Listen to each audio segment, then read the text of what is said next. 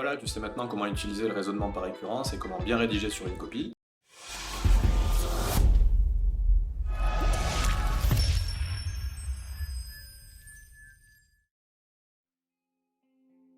Salut, dans cette fiche méthode, tu vas apprendre à utiliser le raisonnement par récurrence. On y va.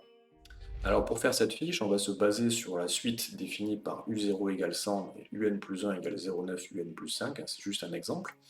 On va avoir besoin des termes suivants, donc U0 c'est le premier terme, donc rang initial n égale 0, tu vois, U0 ici.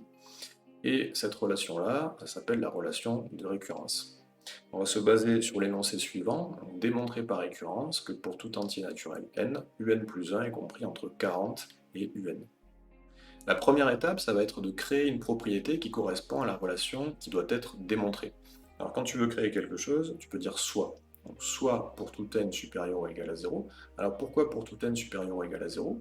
En fait, c'est parce que dans l'énoncé, on te dit pour tout entier naturel n. D'accord? Donc ça, il faut que tu saches le traduire en n supérieur ou égal à 0. En fait, ici, on pourrait laisser en toutes lettres, on pourrait recopier pour tout entier naturel n, mais c'est quand même plus rapide de le rédiger comme ça. Donc ça, c'est ce qu'on va appeler le domaine, en fait, domaine de définition en quelque sorte de la propriété qu'on va introduire après. Et il faut bien que tu comprennes que le 0 qui est ici, en fait, c'est le 0 qui est là. Tu vois, tu as U0 égale 100, donc on a dit le rang initial, c'est n égale 0. Bon, si on avait eu U1 égale 100, par exemple, le rang initial, ça aurait plus été 0, ça aurait été 1, n égale 1. Donc ici, on aurait eu pour tout n supérieur ou égal à 1. Et dans l'énoncé, on t'aurait dit pour tout entier naturel n non nul. Il faut que tu fasses attention, le rang initial, ça peut être, en fait en théorie, ça peut être n'importe quoi, et la plupart du temps, ce sera soit 0, soit 1, très souvent 0, mais attention, des fois c'est 1. Voilà, à toi de voir, à toi d'adapter en fonction de l'énoncé. Donc ensuite, tu mets une virgule, et tu introduis ta propriété. Donc la propriété, on peut l'appeler comme on veut, la plupart du temps on met P pour propriété. Et en fait, ça marche un peu comme une fonction. En fait, par exemple, P de 0, c'est la propriété pour n égale 0. P de 1, propriété pour n égale 1, etc., etc. Donc tu mets P, entre parenthèses n, deux points, et en fait, là tu vas venir recopier la relation que tu dois démontrer. Tu vois, un plus 1 compris entre 40 et un, bah, tu mets ça après les deux points. Et en fait, tout ça, ça forme la propriété que tu veux vérifier avec ce raisonnement par récurrence. Alors la rédaction avec la notion de propriété comme ça, elle peut te paraître un petit peu nouvelle, donc un petit peu difficile, mais vraiment, je te conseille de rédiger comme ça parce que tu vas voir que ça va être beaucoup plus simple de rédiger la suite de la démonstration par récurrence. Ensuite, l'étape numéro 2, ça va être de calculer ou de rappeler là où les valeurs initiales de la suite nécessaires pour tester la propriété au rang initial. Bon, ça peut paraître un petit peu lent et compliqué comme ça, tu vas voir, ça l'est pas du tout. Donc là, il faut que tu comprennes bien qu'on rentre dans la première phase du raisonnement par récurrence qui s'appelle l'initialisation. Donc il y a trois phases, initialisation, hérédité et conclusion. Alors qu'est-ce que ça veut dire initialiser? En fait, ça veut dire vérifier que ta propriété, donc celle que tu as introduite ici, est vraie au rang initial. Donc pour nous, dans cet exemple, le rang initial c'est 0, donc on va mettre ce rang initial dans la propriété, ça va faire P0, P de 0. Et donc ça marche un peu comme une fonction, hein. Donc si tu as 0 ici, tu le propages dans toute ta propriété. Donc 0, 0, 0. D'accord? Donc pour que ce soit clair, P n égale 0, bah, ça donne ça, tu vois. Si tu remplaces n par 0 là, n par 0 là, ça te donne U1 et U0. Donc pour vérifier cette propriété au rang initial, en fait, tu as besoin des deux premiers termes de la suite, U0 et U1. C'est pour ça que je t'ai mis calculer ou rappeler ici. Donc rappeler U0, parce que U0 on te le donne dans l'énoncé, et calculer U1, parce que U1 on ne te le donne pas dans l'énoncé, donc il va falloir le calculer. Donc tu peux rédiger comme ça, en premier tu rappelles juste donc, U0 égale 100, là j'ai mis une petite étoile pour bien montrer qu'on commence l'initialisation, et en dessous tu calcules U1. Alors comment calculer U1? En fait il faut juste utiliser la relation de récurrence que tu as ici, et tu remplaces n par 0. Si tu remplaces n par 0 là et là, ça te donne U1 égale 0,9 U0 plus 5. Donc on est là. Donc U0, tu as juste à le remplacer par sa valeur, 100. Ça donne 0,9 fois 100 plus 5, et ça fait 95. Et maintenant, troisième étape, il ne te reste plus qu'à présenter cette ou ces valeurs ici, en respectant la forme de la propriété. Donc quand je dis la forme, c'est l'égalité, l'encadrement, enfin en fonction de l'énoncé. Ici, pour nous, c'est plus un encadrement, tu vois, U1 compris entre 40 et U0. Bon, avant de passer à l'étape 3, bien sûr, tu vérifies que ça fonctionne. D'accord? Bon, je te le dis, ça fonctionnera toujours, mais tu vérifies bien que voilà, 95, c'est bien compris entre 40 et 100. Ok? Donc tu dis juste, donc U1 est compris entre 40 et U0. Alors, ce qui peut poser problème ici, c'est l'inégalité large. Tu peux te dire, bon, moi, ce que j'ai envie de conclure, vu ce que j'ai trouvé là, 95 et 100, ben, c'est l'inégalité stricte, tu vois. 95, ça sera jamais égal à 40, et 95, ça sera jamais égal à 100. D'accord? Donc, du coup, je conclus plutôt ça. Bon, ça peut perturber pas mal d'élèves, ça, parce que vous vous dites que vous tombez pas exactement sur ce que vous voulez démontrer. Ok? Bon, là, il faut que tu saches que tu peux passer de l'inégalité stricte à l'inégalité large, sans problème et sans justifier. D'accord? Dans l'autre sens, ça marche pas, mais dans ce sens-là, ça marche, donc il ne faut pas être perturbé par ça. Bon, je ne vais pas détailler ici pourquoi on peut passer de strict à large, c'est pas l'objet de la fiche, donc il faut que tu me fasses confiance. Alors, ce truc-là, ça arrive assez souvent, passer de strict à large. Donc si toi tu as envie d'inclure dans ta rédaction l'inégalité stricte et l'inégalité large, tu peux, mais tu vois en fait ça se ressemble tellement que je te conseille, quand tu auras un petit peu l'habitude, de passer directement à l'inégalité large, ça fait gagner du temps. Et enfin il te reste juste à en déduire que la propriété est vraie au rang initial. Donc tu dis juste donc P0 est vrai. C'est ça qu'on appelle l'initialisation. Voilà, on a fini la phase d'initialisation, donc maintenant on va passer à la phase de l'hérédité, donc la deuxième phase du raisonnement par récurrence. Dans cette phase, on va d'abord supposer qu'il existe un certain rang pour lequel la propriété est vraie, et à partir de là, on va montrer que la propriété est vraie au rang suivant. Donc tu peux le rédiger comme ça. Supposons qu'il existe k supérieur ou égal à 0, tel que P de k, donc ta propriété au rang k, soit vraie. Bon, t'inquiète pas, je vais t'expliquer tout ça. Donc déjà, tu fais ce qu'on appelle l'hypothèse de récurrence. Donc, tu vas utiliser le conditionnel, tu vois, supposons que soit vrai, tu mets pas supposons que est vrai parce que c'est pas français. Et ton hypothèse de récurrence, en fait, elle est au milieu ici. Tu vois, il existe k supérieur ou égal à 0, etc., jusqu'à uk. Bon, ce qu'il faut bien comprendre ici, c'est que on se place à un rang k ponctuel. Ok, on n'est pas en train de dire que notre propriété est vraie pour tous les rangs k. Sinon, ça n'a pas de sens. En fait, on est en train de dire qu'elle est vraie de façon générale, et du coup, pourquoi on fait la démonstration par récurrence? Voilà, donc ça, c'est très important de le comprendre, tel que, et là, en fait, tu vas réécrire la propriété générale, donc avec du n, mais de façon particulière, de façon ponctuelle. Donc tu vas remplacer tous les n par des k. Donc tu vois, Pn, ça va devenir Pk, Un plus 1, ça va devenir Uk plus 1, et Un, Uk. Ensuite, étape numéro 6, qui fait toujours partie de l'hérédité, ça va être de préciser ta démarche. Donc ça, c'est bien de le faire, à la fois pour le correcteur, mais aussi pour toi, comme ça tu sais où tu vas. Donc toi, tu veux montrer que la propriété est vraie au rang suivant. Donc tu peux le rédiger comme ça. Montrons alors que Pk plus 1, donc ta propriété au rang k plus 1, est vraie. Alors t'inquiète pas, je vais te détailler tout ça. Donc déjà, tu peux utiliser le mot alors, qui montre bien que tout ce que tu as écrit là, en fait, c'est la conséquence de l'hypothèse de récurrence que tu as faite à l'étape précédente. D'accord? Et en plus, tu passes ta phrase au français. On n'est plus au conditionnel là. Donc tu dis montrons alors que, etc. est vrai. D'accord? Pas soit vrai. Tu mets bien est vrai. Alors comment tu fais pour écrire ta propriété au rang suivant? Ben, déjà, il faut que tu comprennes que le rang suivant, le rang K, c'est le rang K plus 1, donc propriété P au rang K plus 1. D'accord? En fait, ça veut dire que tu reprends la même propriété, sauf que tu remplaces tous les K par des K plus 1. PK, ça va devenir PK plus 1.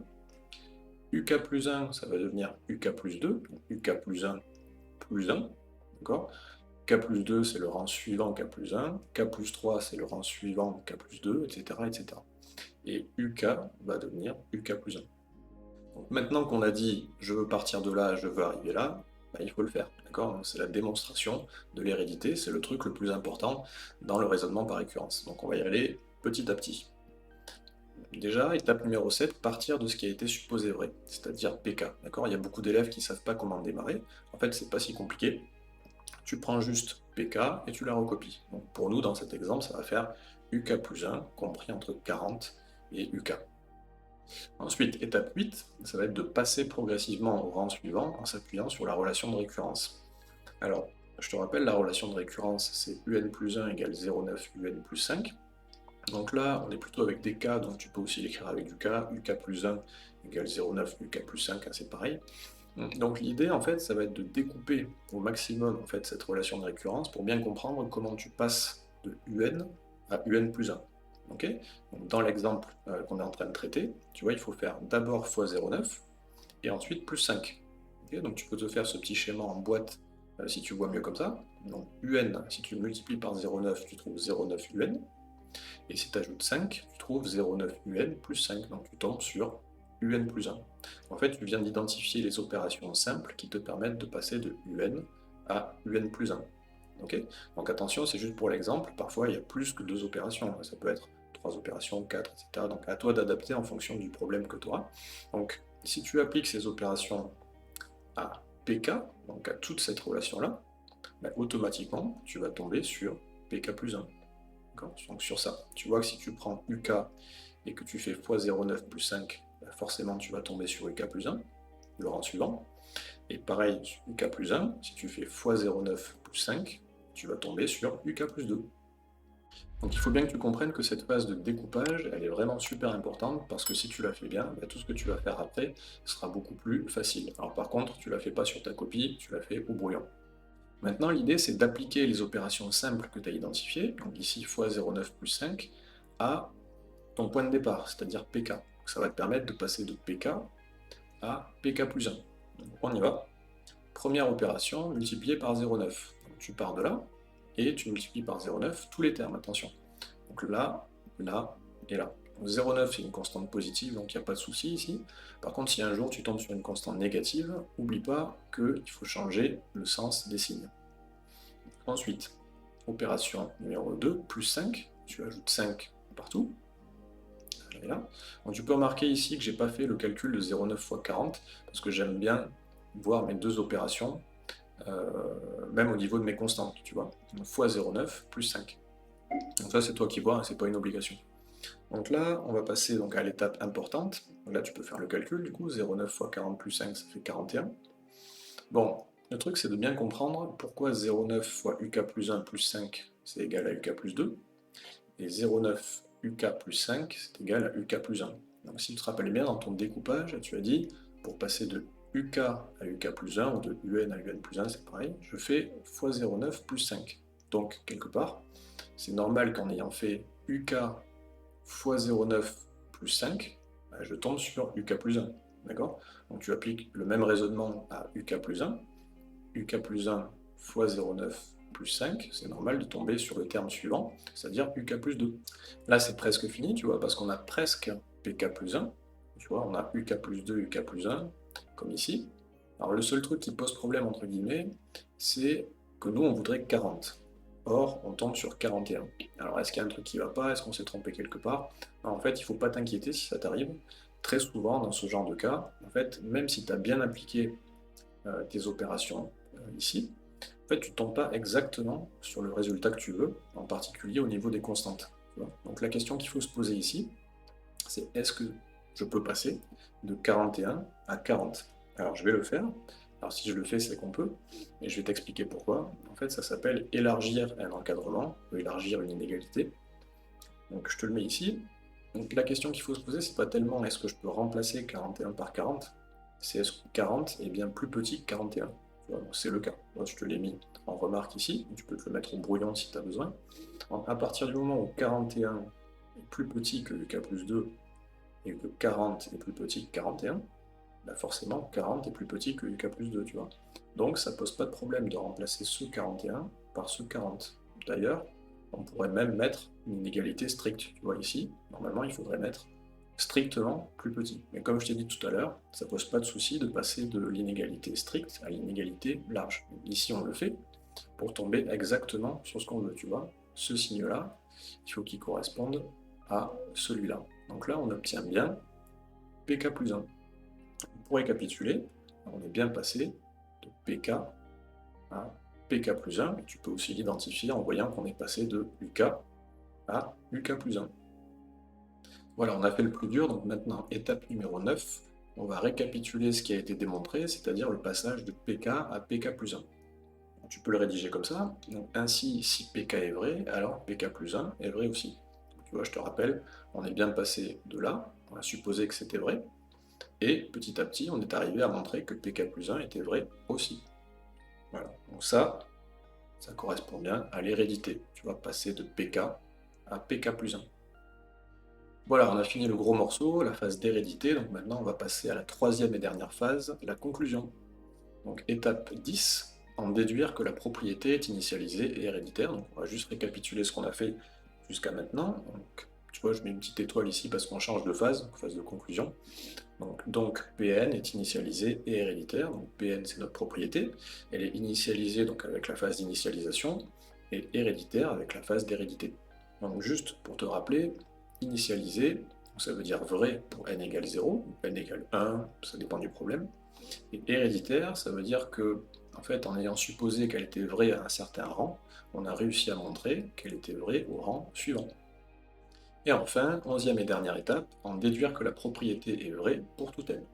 Alors dans cette étape, tu vas avoir besoin de connaître ton cours sur les suites, en particulier le principe de récurrence, et tu vas pouvoir le rédiger comme ça. Donc, d'après le principe de récurrence, Pn est vrai, et là, super important, pour tout n supérieur ou égal à 0. Donc, je te le mets là en warning, à préciser absolument.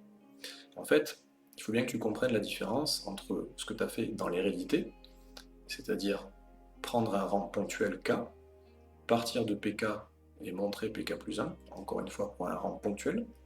Donc comprendre la différence entre ça et la conclusion dans laquelle tu es en train de dire que ta propriété est vraie pour tous les rangs, d'accord? Tu généralises. Mais en fait, ce qui te permet de dire ça, c'est justement ce fameux principe de récurrence. Ce principe, il te dit que si tu as initialisation et hérédité, en fait, tu peux généraliser.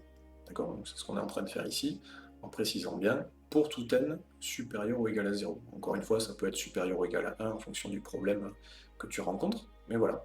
En fait, à partir du moment où on a généralisé, en fait, on a fini. D'accord? On a montré ce qu'on voulait montrer, c'est-à-dire que notre propriété était vraie de manière générale. Allez, maintenant, on va regarder comment bien rédiger sur une copie si on te demande d'utiliser le raisonnement par récurrence. On va prendre cette suite pour l'exemple avec U0 égale 100, UN plus 1 égale 0,9 UN plus 5. On va démontrer par récurrence que pour tout entier naturel n, UN plus 1 est compris entre 40 et UN. Donc au niveau de la rédaction, la première étape, ça va être de définir une propriété qui correspond à ce que tu veux démontrer. Cette propriété, tu peux l'appeler P.